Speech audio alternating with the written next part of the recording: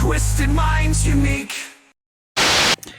Well, we made it, horror freaks. Welcome back to the Slash Sisters. I'm Slash Sister Hallie. And I'm Slash Sister Jen, and today we are reviewing a movie that is loud, bloody, smells like cigarettes and bad decisions. I mean, what else is there? I smell like cigarettes and bad decisions, so there's that. Maybe I belonged in this movie. Yeah, no, not really. No, I'm not. Yep, we are talking about Three from Hell, Rob Zombie's 2019 Grindhouse follow-up to The Devil's Rejects and House of a Thousand Corpses, because apparently Death by Police Shootout wasn't enough to keep the Three from Hell down. Yeah. Was this movie really needed? So this movie came about because Rob Zombie saw critical and financial success with 31, and he saw the need for another Grindhouse film, and let's resurrect the Firefly clan. Okay. But yeah, Otis, Baby, and a new face, Mr. Foxy, aka, what is it? The Wolf something? Yeah, something like Robert Coltrane. Yeah, well, Midnight Wolfman or something. Midnight Wolfman, that's it. Are back on the run and somehow surviving what should have been the most final finale in all horror sequel history. Yes, and they were dead. There was no way to bring them back. I mean, Zombie did. I mean, in the 14 years that it took to get this one made, because 2005 is when Devil's Rejects came out. This came out in 2019. Yep. You talk to Sid Haig or Bill Moseley at any fucking convention. When are we getting a sequel? When are we getting a sequel? We're dead. Why? We're fucking dead. We died. Why would we need a sequel? They're dead. Apparently, in a 1 million to 1 odds chance of all fucking 3 of them surviving that, which they did. Which, according to like the opening credits and whatever, like they each suffered at least 20 bullet wounds. Yeah, but notice how Baby had no scars from bullet wounds. None. Otis didn't really. I mean, he had a couple, but that was, and they could have been from previous things. We don't know. We don't know. But yeah. In prison riots, satanic swagger, desert massacres, and Baby going full-on unhinged feral raccoon in clown... Baby doesn't go raccoon in clown makeup. No. All right. Baby going full-on unhinged feral, a raccoon in clown makeup, and so, you know, classic Rob Zombie. Yeah. Because there is an idiot in clown makeup. Yes. Fucking hate clowns. That idiot in clown makeup is Clint Howard. Clint Howard, the ice cream man himself. So, you know, I'm fine with it. Yeah. Is Three from Hell a worthy addition to the Firefly saga, or a brutal victory lap that maybe didn't even really need to happen? Either way, it's stylish, savage, and soaked in crime. And we've got some thoughts, just like the last one. Yep.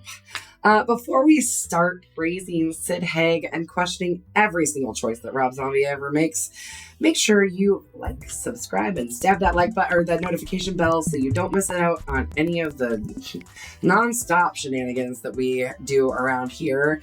And, you know, you never know. Baby might be coming for you in your dreams if you don't. Yeah, every week we I review... wouldn't mind Baby coming for me in my dreams. She's psychotic. Yes, you would. She would murder you. We'd have fun first. And we're in my dreams. It's fine. Once I wake up, everything's fine. If you die in your dream, you die in real life. That's what Freddy taught us. Nonsense. But every franchise. Every week we review the weird, the wild, and just plain unhinged corners of horror cinema. And if you're watching this, you're in the right fucking place. Yeah, you sure are. So grab your bandana or your native headdress, crank up that southern rack, and don't trust anyone in face paint. It's time to face Three from Hell.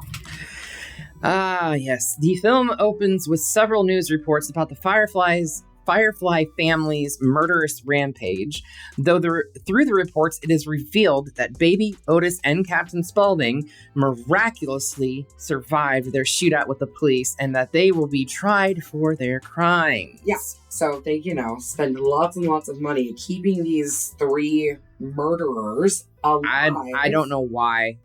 Why? Yeah. Anyways, the trial is widely covered nationwide. Free the and three. Becomes a cause. They become celebrities, resulting in organizations of protests insisting that the trio is innocent. Well, and then saying free the three. and you also have Baby saying they're trying to blame it on us, but we didn't do it. Yep. That whole free the three thing, like, majorly reminds me of the West Memphis Three. Yeah, totally. And I it might have been a nod, like Rob Zombie nodding to that or paying homage to it, even though these three are heinous, vicious. Oh criminals yeah. that need And to be locked up. West Memphis Three were framed. innocent. Yeah. Framed. Yes. Anyways. Numerous fanatics adopt the chant, as we have so eloquently said, free the three, claiming that their crimes were committed as a means to fight against the system. Damn the man. Save the Empire. Wrong movie. Again, wrong movie. Despite this, all three are found guilty and sentenced to life in prison or death because... Captain Spaulding is executed. To death. And I think Right. that's actually... So that was... Right. So that... There was a reason for that. Right. In addition to the final verdict, Captain Spaulding is executed via lethal injection because Sid Haig was in very poor health. He was recovering from a surgery that did not go well. And you can see it. He Right. lost a significant amount of weight. And Right. even Rob didn't know how sick Right. he was before he... Right. So Rob... He had a bigger role in the movie. Yeah, he had to rewrite like 75-80% of the film, and he that wrote the third character in Right. as a replacement for Sid Haig's character. which let's face it, Richard Brake, a great actor that he is, no replacement for Sid Haig. But that being said, But they also kind of like poke fun at that too. Mhm. Like Baby and Otis very much kind of exclude him from a lot of things. yeah, Foxy or the Midnight Wolfman or whatever, he's their half brother. Right. Who was who knows where. Right. But well, they because use like a Captain ridiculous mugshot photo of him in the Disco Sucks shirt. Mhm. It's just he's kind of like the half brother who's just kind of like they're like whatever. he's the nitwit, but he thinks he's the rock star. Yes. Anyway, Sid Haig, very poor health, literally knocking on death's door. He died 5 days before the movie premiered. 5 days after the movie premiered. So Rob Zombie included him in the opening sequence, literally just talking to a reporter or whatever. And Actually, the studio made him include him. Well, They were no. not gonna let this movie happen without him. The studio was balking at the fact that he had a reduced role. Right. And the studio was like, we're not going to make it if Sid Haig doesn't have a bigger role. And Rob Zombie then had to explain the situation. How ill he was. Right. And Rob Zombie eventually got the studio to go ahead with it. Right. And everything like that. So, yeah, that's... Essentially what happened Yeah. with the whole beginning. By the way, We've Right. mentioned him before. we've mentioned him before. We've mentioned the artist before. Nicole It's our friend Garcia. Nicole. Right. She was actually really good friends with Sid Haig. Really? Like I think she you told me that before. Right. That's she did a print of Sid and Captain Spaulding and everything like Yeah. that, and gave him the original. And yeah, she was very distraught when we he should passed. have a picture of her drawing up because she's got it on her website. Yeah. Yeah. We'll put that up there. Anyway, so Otis's half brother Winslow Foxworth. Oh, Winslow, that's what it was. I thought it was Foxy Robert. Coltrane. Yeah. Shows up to help Otis escape from prison while he is outside doing work, which I think is really funny that like A chain gang is still being used in the 80s. Yeah. But yeah, they're on a chain gang. But in the process, Otis kills Rondo. Danny fucking Trejo. Yes. Who his character Rondo did not remember Otis at all. No. Because at this particular point in time, it's been roughly 10 years. Mhm. So the events of Devil's Rejects transpired in 1978. Like everything happened in like May of 1978 Mhm. there. So we're talking 10 years. It's 1988 now. Right. Or thereabouts. Right. So. So Otis kills Rondo, who was also on the chain gang after having been arrested sometime after the end of the previous film and been sent to the same prison But as Hallie just said, did not recognize Otis. I don't know how the fuck he didn't recognize. Yeah, because he looks Rondo, exactly the same. Rondo and his brother or whatever, played by Diamond Dallas Page, fucking kidnapped all three of them in Devil's Rejects. Yeah. Like, how the fuck do you forget what Otis looks like? He's very peculiar. Maybe he's got, like, dementia or something. I mean, you know, Danny Trejo. Danny Trejo. He is getting older. Yeah. 80. Yeah. And this was in Fucking 2019. Yes, this was 6 years ago, so he was 74. Yeah. Yeah. Maybe 73 when they filmed it, but let's still. just blame dementia. Right.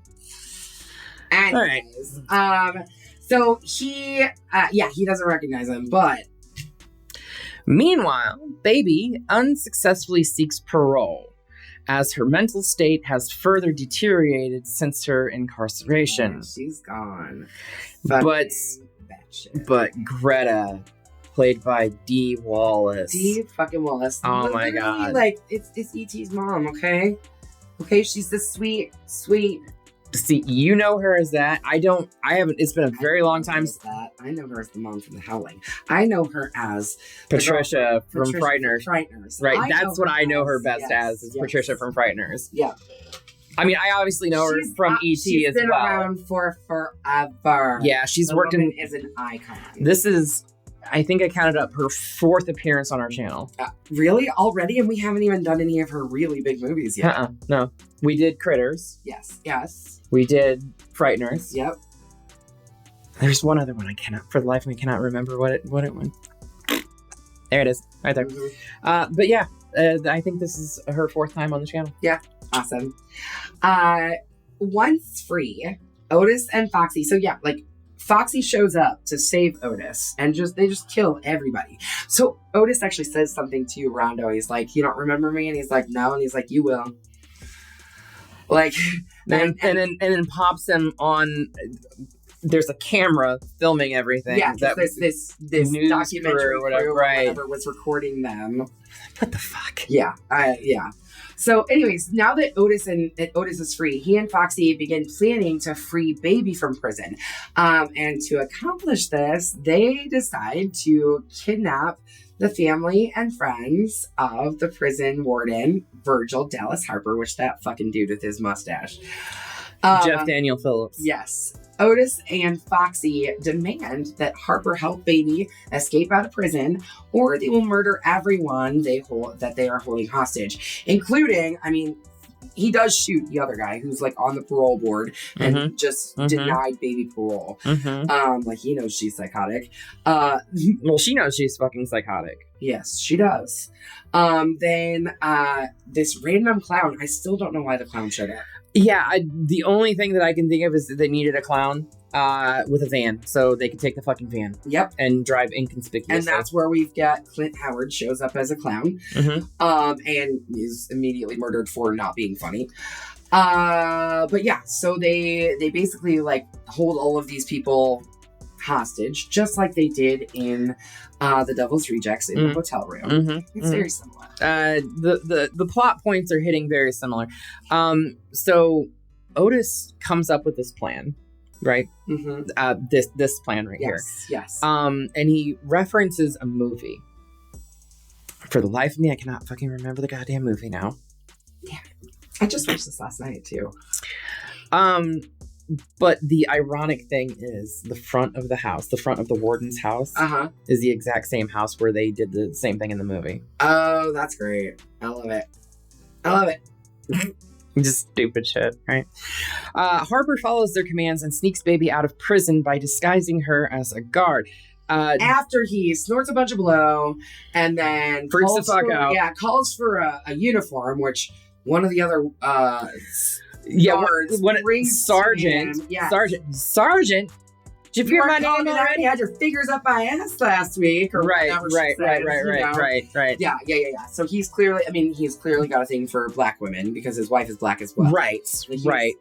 That's his jam, and that's cool. Nothing wrong with that. But she brings the clothes down. He kicks her out. He's all fucking juiced up.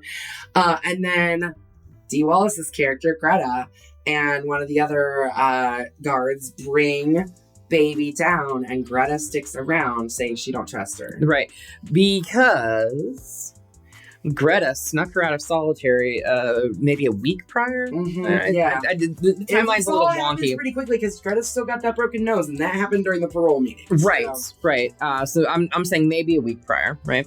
But she snuck baby out of her solitary confinement because she was in solitary because she's just that fucking crazy. Yeah. And 158 violations she had before the parole meeting. Yes. They said And 157, and she corrected them. 158 actually. Right. But she deposited her in a section of the prison. Mind you, she was shackled, handcuffed, and feet. And 2 other women showed up with shivs that were going to teach her a fucking lesson. Yeah, but baby taught them a lesson. Slashed them up real good. And then did that fucking laugh that I can't even begin to replicate. Right. I don't think anybody can. Other than Sherry. Yeah. But she didn't rat out Greta either. No, she didn't, because snitches get stitches, bitches. Anyways. Right. So, they're going to disguise Baby in a prison guard uniform. However, once Baby is freed, Otis and Foxy decide to eliminate the loose ends and kill all the hostages, as well as Harper. Yes. That being said, Baby also kills Greta in the warden's office. In the warden's office before they sneak out. And then once they get back to the warden's house, they kill everybody. But the guy from the parole board, his wife or girlfriend or whatever, ran out the back door. And she, proceeds to stab her to death in the front yard, and then looks across the street and sees an old lady and waves at her. Hi, Granny. The lady waves back at her. So at this point, they need to leave quickly. But they're all reunited again. Yeah, right. So they need to leave quickly. Police sirens are going off in the fucking background. How the fuck did they get away? Who cares? Rob, please answer that for me. Who cares? All right, now the 3 are united, and it is undecided what to do next, but eventually they decide to flee to Mexico. And this was because they stopped at a hotel. Yeah, Baby got this great idea. They stopped at a hotel. It's Halloween, because of course it's Halloween. Why wouldn't That's it be how Halloween? these movies work, right? So they stop at this hotel, and Baby goes out to get a soda and runs into, the guy from People Under the Stairs. Sean Whalen. And he's dressed like a Mexican with the hat, sombrero, the mustache. The mustache, and she comes back dressed like that. And he's gone. He's gone. He's got grape carving to his forehead because he tried to buy her grape soda. Anyways, she's clearly unstable, Baby. Yeah, because she keeps carving things in people's foreheads. One of the inmates that tried to teach her a lesson, she carved her fucking name, Baby, into her forehead. Yeah. So. Baby's losing her shit. Anyway, you have to have your shit before you can lose it. Yeah, that's true. Because of that guy's costume, she's like, hey, why don't we just go to Mexico? Ain't nobody looking for us in Mexico. So that's what they decide to do. Otis, Baby, and Foxy managed to successfully cross the border and flee to a small town in Mexico that is celebrating Dia de los Muertos, or as day after Halloween, so or as we say it, the Day of the Dead. The Day of the Dead, yes. And hole up in the town's lone hotel. They briefly worry about being recognized, but dismiss these concerns, unaware that the hotel's owner, Carlos, has in fact recognized him and has alerted Rondo's son, Aquarius, played by Emilio Rivera, who is of the Sons of Anarchy fame. He was the president of the Mayans. The Mayans, right, yes. Because I as soon as I saw him, I was like, hey, I know that guy. Yeah, right? So the owner then proceeds to keep them occupied, which it's funny, the owner, Carlos, he is not only, he owns the hotel. He's the Undertaker. He's everything that you could fucking need. In that town. And he's also wearing one of Rob Zombie's hats. I was just gonna say that. The hat that he's wearing the entire time he's on screen is one of Rob Zombie's personal hats. Because I've seen him wear it on stage in concerts and stuff. Yeah. So they actually, it might be this time right here. I can't tell. But he keeps them occupied with women and alcohol and drugs and knife throwing contests. Yeah, Baby and her knife throwing. The guy with the white hair. Yeah. It's Dwayne Whitaker. Okay. Character actor. I know him best from Dusk Till Dawn 2. Okay. See, I don't think I've seen From Dusk Till Dawn 2. I think I've only seen It's him, Robert Patrick, and Danny Trejo's back. Okay. Even though he dies in 1, because why can't he come back? You know. But yeah, and it's a bank robbery. That's Dwayne Whitaker's character gets turned, and he turns his entire crew, and they're hold up in the bank and everything. Interesting. So it's pretty. But I just like Dwayne Whitaker. I think he's fun to watch. So in while they're occupied, Aquarius heads to town with several of his henchmen. Yeah, quite a few. What are they? They're called the them? Black Satans. That's it. Right, because they have like an inverted pentagram. Pentacle. Pentacle. Yes. It's not a pentagram. Yes. On their. There is a difference, folks. Pentagram is a 5-point star surrounded by a circle. A pentacle It's just a star. is just a 5-point star. Yes. Know your Satanism, people. Come on, folks. Anyway, the following morning, Baby bonds with a local worker, Sebastian. He's a little person. He's a little person. Played by Pancho. Oh, I can't think of what his last name is, but he used to be a professional skater. Yeah. He also was in 31. Yes. Which is why he got cast in this. Great. Right. Yeah. Doesn't he play like a little neo-Nazi or something like that? I haven't seen 31, but just from the trailers, you're right. But she makes the comparisons of how like he reminds her of Tiny, and the look on his face when she says that, he's like, oh, you know, like he's been called that his whole life, and she's like, no, he was a giant of a man. I mean, he really was. Tiny was huge. Yeah, 7'4", I believe is what Rory Michael McCreary or something like that. His name, something. I can't remember his name. But yeah, so then he realizes that she's talking about like, personality wise. Yeah. Like his aura matches Tiny's aura and everything like that. And then he understands where she's coming from and does everything in his power to help them. Yeah. But yeah, so Sebastian, notices Aquarius's arrival. He warns Baby of the danger before running to warn Otis, just as Aquarius's men break into the whorehouse. Yeah. Otis and Sebastian are able to hold off the attackers until Foxy arrives and rescues them both.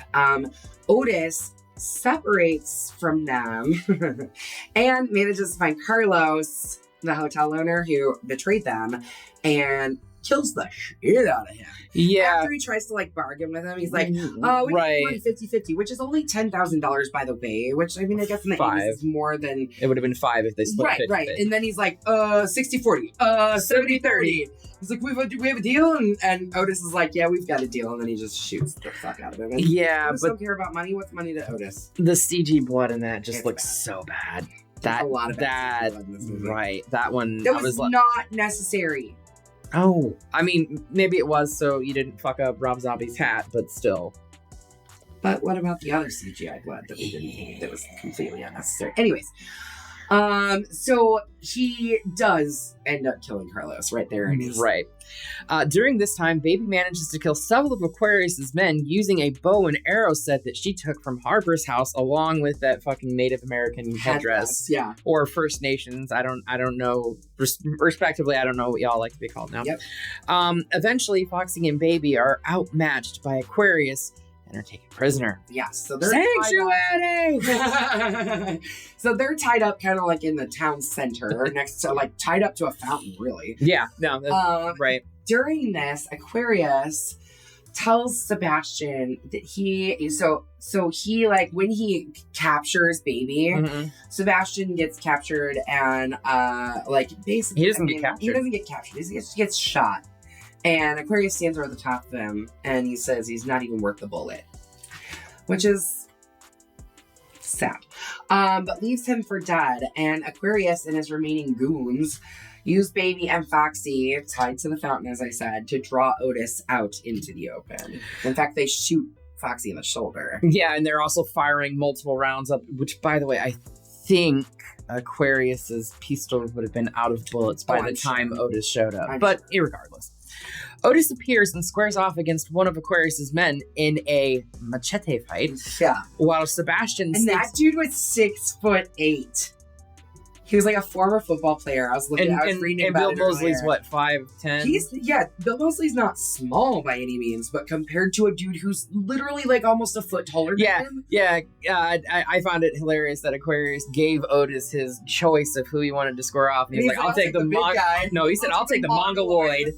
The Mongoloid, which is funny because we've just been talking about Jason for like the past 2 videos now. We have.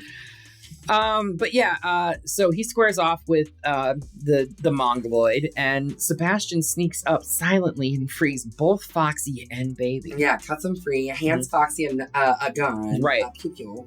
And then hands A device. Baby, a device, yes. Hands Baby her big ass knife that she's been carrying around through most of the movie. But She actually took it from Otis. It was yeah, she did, and right? Otis took As it soon from as she got to the house. Otis took it from the hunters that We didn't talk about that, so we should talk about that for a second. Because when Otis and Foxy are on the run at the very beginning of the movie, before Foxy he's out, falls asleep in the fucking woods. Yep, and they get caught by these 2 hunters. It's a dude and his wife. Do you know who plays the woman? No, but I feel like I should. It's Bill Moseley's wife, y'all. No shit. So when Foxy starts talking about her tits and going on and on and on, and Otis comes up and he's like, "Man, all you gotta do is talk about a woman's tits, and it makes a man's brain just go haywire," or whatever it is, whatever the line that he says. And then they skin her face. That's literally Bill Moseley's like real life wife. It's funny that you talk about like Bill Moseley's wife in it and all the sexual innuendos that Foxy was talking about, because Bill Moseley actually had a problem with the implied SA that he was that his character was supposed to have. He's like, I can't do it. So they heavily implied that Otis was doing this off screen by indicating that, because like the parole officer board's wife that was naked, it's implied that Otis was SAing her. Yes. And I mean, there's a lot of that in the first 2 films as well. There is, and I think feel by like this one's time a lot less grapey than no, it is. It definitely than is. the first 2 were. But I also think that Bill Moseley not had a stronger conscience, but I think he just grew maturely wise. I mean, we're talking 15 years pretty much between the last 2 films. Yeah. And he just didn't want to be known for something like that. Well, and not only that, in that time, Otis became kind of, in a weird way, a sex symbol. Oddly enough. Don't get me wrong. I find him very attractive and sexy. As Otis or as himself? Yep. I think Otis is hot in the grossest, weirdest, nastiest sort of way. I mean, something hot about it. I mean, But when Aquarius's men show up, he's literally got a pew-pew stuffed down his underdraws, his tighty-whities that are fucking dirty stained. tighty-whities, yeah. Oh. With 2 chicks on the sides of him. Yeah. I mean, he's a fucking badass. But he's gross. He's so He's fucking gross. absolutely disgusting. He really, like... He had an epic beard, though. Yeah. I love his beard. And his Epic hair. beard. Well, the hair's fake. I The know, hair's fake. I know. He shaved his head completely. Yeah, for the last 2. I think he did it for all 3. I think you're right. The wig wasn't as good in the first one, though. No, but they had a lower budget to work with then. Anyway, so Foxy and Baby at this point have gotten out of their ties, and Aquarius is pissed. And so Baby gets loose, right? And I think it's one of Aquarius's Foxy men sits there pretending to pops Foxy in like up here in the shoulder, like, and still being pretended that he's like tied up and everything. He's pretending that he's tied up, and he's got a gun in his hand too. Yeah, and after that happens, that's when he draws the gun and pops the dude, and all hell breaks loose. Yeah, there's really only 3 people left at that point, anyways. Yeah, because somehow all these goons that Aquarius brought with him that are supposedly like the worst thing in all of Mexico, according to Sebastian. Right. You see them, you better hope that they're not coming for you, because you are dead. You are dead meat. Right. But yeah, so this enrages Aquarius, distracting his man in the knife fight and allowing Otis to gain the upper hand and stab him through the set the core multiple times with that machete. I mean, he kills that man. Mm-hmm. He, Baby, and Foxy managed to overpower Aquarius. However, Sebastian is shot and killed in the process, which is sad. I mean, like... It is a little sad. Yeah. Because I grew to love him towards the end. Right. I loved him. I loved the character. It's amazing how, and mind you, this is not a well-written film. No. I mean, by any means. It's a grindhouse picture. And it's essentially just a redo of... Right. No, The Devil's Rejects. It almost is. Like, the beats are almost the same and everything like that. Yeah. But it's amazing how Rob Zombie can make you care for the villains. Yes. Because these are very bad people. They are notorious for... They are, but I want them to win. Which is amazing how that you're literally rooting for the villains the entire time. Yeah. Anyway, the film ends with the trio molting Aquarius. They stand over, so there was three coffins delivered by the Undertaker. Right. Delivered. Carlos. They were delivered to the town, and he had them lined up around that fountain where Baby and Foxy were tied. Mm-hmm. So there's the three coffins. His two other henchmen are dead. Mm-hmm. And the third coffin, now Aquarius wakes up inside of that. Right. I do love the beat that we get paused right here, where it's Foxy, Baby, and Otis standing over Aquarius. Staring right into the camera. And Foxy says, "What are we waiting for?" And Otis is like, "Nothing really." There's a moment that you see when they break. In their eye. Yep, you can see it in their eyes when they break. And Aquarius's eye kind of twitches, and Foxy's like, "Is that it?" No, that ain't it. And then you can see like his eyes start to quiver. Mm-hmm. He goes, and Otis is like, Otis is like, "Yep, that's it." Then he covers him in gasoline and lights him on fire. And ignites them. And they literally drive away in Mexican desert, kind of like how they did at the end of Devil's Rejects, but without a hail of bullets meeting them. Yeah. And they get away. They escape. And that's the end of that, I guess. That's the end of the Firefly trilogy thus far. For now, I was going to say, I guess if Rob really wanted to, he could come back again. And if they want to come back and do it, I mean, they may be getting tired of it. I mean, I'm sure he probably wouldn't really have to say much to Sherry. I mean, she had top billing in this. Yeah. She literally was top billed. Yeah. Which is kind of unheard of. I mean, I think she actually had top billing in Lords of Salem, too. Because she was like the main character in that. So. Yeah. But yeah, that is where we leave the Firefly Clan. They are on the run in Mexico, and yeah. And who knows, maybe we will be coming back to this franchise someday. Or it might be the actual end of the Firefly Clan. You know what I would love to see is maybe like some... A prequel? Well, a prequel would be fun. A prequel would be really fun. We talked about that with when we did House of a Thousand Corpses. Mm-hmm. I think a sequel where they're passing the torch to another deranged family would be kind of fun to watch too. I think there's merit for it. There's places that this could go. Or absolutely. Just die right here. It could, and I'm okay with that because this is a bloody machete up for me. Yeah. Okay. So it is a bloody machete up for me. I will say I watched this for the first time sometime in 2020. It was a little while after it came out. After COVID. Yeah. So I watched it. I remember the first time I watched it, I did not like it, to be completely honest. I thought there was some fun things that I did like about it, but there was a lot of things that I was just like, man, like I feel like this was like it was almost to get Sid Haig on camera one last time. It felt icky to me in some ways. It felt like a beat for beat remake of Devil's Rejects. Seriously. But second time watching it, I liked it a lot better.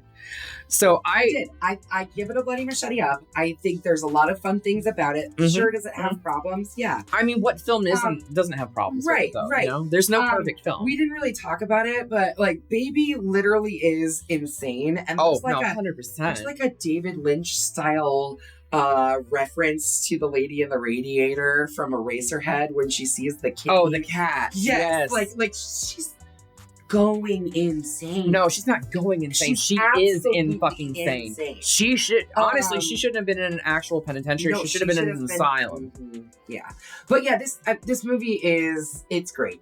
There was things that I noticed that I didn't notice the first time that I'm like, okay, I like this better than I thought I did. Mhm. I think I went into it knowing the whole thing with Sid Haig and feeling like it was just a death rattle for him, and I didn't like that, feeling that way. Even though he wanted to do it. Yeah. Knowing that he wanted to do it. I did know that, but Okay. I just felt like, I mean, I can see where you're like coming. seeing it. That was what it was. Right. I No, didn't like seeing it, even though I knew he wanted to do it. Even though I knew he was. You can hear it in his voice that he's very, very ill. Oh, no. 100%. It's not the same Captain Spaulding voice. It's, and you can see it. He's obviously very ill, and it was just. I think the first time I watched it, it was just really hard for me to watch it. I get that. I think that was what it was. I get that. It was hard to see him like that. I actually watched this the day, well, actually a couple days before it came out on video because I worked at Family Video, Nice. and I got to take new releases home to watch them before they were actually physically released in Right. store, so we could talk about it if people wanted to ask what Right. what do you think of this film and Yeah. everything. So Yeah, makes sense. So Bloody Machete up for me as well. Sure. I going into the movie last night when I sat down to watch it, I was like, man, I think I'm gonna have to give this a Bloody Machete down. And then I watched it and I was like, that was a fun ride. I enjoyed that. That was fun. Bloody Machete up. all right, and with that, we are going to send this to Mexico. Bye bye. Oh, we hit the producer again. Sorry. Sorry, honey. I don't know what's next. Neither do Hold I. on, let me think. Let me think. Okay. No, We're it was like coming up the on end of that row. See, she has this Voodoo account where she keeps everything all organized in order of when we're going to be recording things. Fandango at home. So yeah. Fandango at home. So I a lot of times will look to see what the next movie is, but it was all. I'm pretty sure Three from Hell was the end of that row, so I didn't look to see what was next. It's going to be a surprise for both of us. think Pull it it on might be. out, Hallie. Oh. We are going to be watching Fred Durst's third directorial outing, I did know this was coming next. I just directing Devon Sawa and John Travolta in Fanatic. Yes. Okay, so here's the thing. I have no interest in watching this really, but it's got Devon Sawa in it, so I'm like, yep, sign me up. It's Devon Sawa and John Travolta, and it's directed by fucking Fred Durst. Really I mean, like come John on. Travolta very much, but Devon Sawa, yes, and yes, Fred Durst. This is gonna be really fun. This is gonna be a fun thing to watch. So make sure you guys watch it before you come back next. It week. is actually free with ads on Fandango at home. So Sweet. There you go. So go on Fandango at home. I swear we're not. I wish we were ever. I wish we were getting. I wish we could be sponsored by Amazing. right. Sponsor us, please. Anyway, so go on Fandango at home, watch this movie, come back next week when we give you our review of this film. I have not watched it yet. I have not watched it yet either. I've been waiting to watch okay, it. so this is going to be really fun. None of us have watched it. None of us It's have gonna be watched fun. it. Yeah, exactly. All right, so come back. Popping next our week. Fanatic cherry. Yes. So come back next week and we will all experience this review together. Right. Until then, make sure you slash that subscribe button Stab the like button. and ring-a-ling that gray bell so you don't get lost in the mix and you can stay up to date on everything we're doing on this platform. And until next time, we will see you all In the afterlife.